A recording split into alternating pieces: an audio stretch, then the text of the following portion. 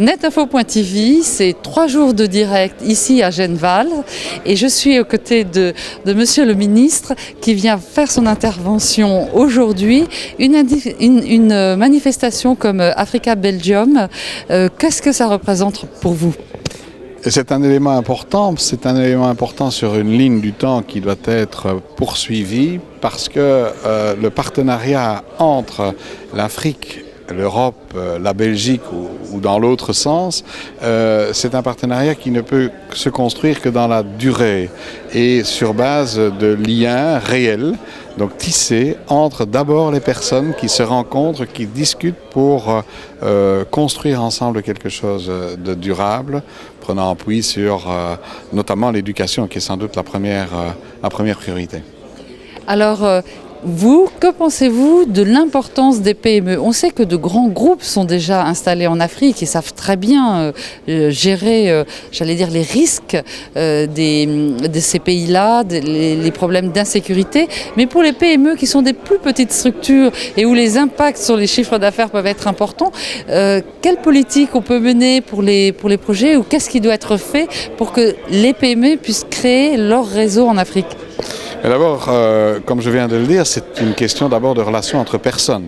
Et pour que les relations soient durables, il faut que les personnes se connaissent, que la confiance s'installe dans un partenariat réel, respectueux l'un de l'autre, conscient des contraintes de l'un et de l'autre et de l'environnement en général. Tout est lié puisqu'il faut aussi travailler au travers des autorités publiques à la création d'un climat de sécurité, un encouragement, un accompagnement, et là, des structures gouvernementales belges, par exemple au niveau de la région. Il faut savoir qu'en Belgique, la toute grosse partie des compétences et des moyens sont maintenant au niveau des régions. Et je crois qu'une région wallonne ou la région bruxelloise ont là des outils d'accompagnement des PME pour les aider à décoller en quelque sorte et être là quand elles ont besoin, mais certainement pas pour handicaper leur action et leur liberté d'action sur le terrain. C'est fondamental.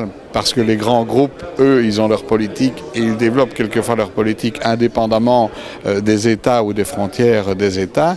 Les PME, de même aussi que certaines associations, travaillent sur le terrain plus localement et donc elles doivent être soutenues et accompagnées plus localement aussi. Alors, en guise de conclusion, est-ce que vous pouvez nous dire si vous avez toujours été un afro-optimiste ou est-ce que vous l'êtes devenu ou est-ce qu'au contraire, vous avez encore quelques réserves ?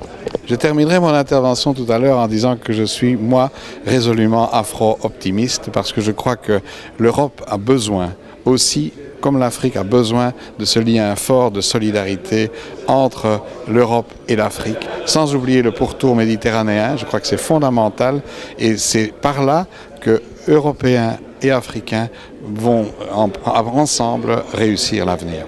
Je vous remercie, Monsieur le Ministre.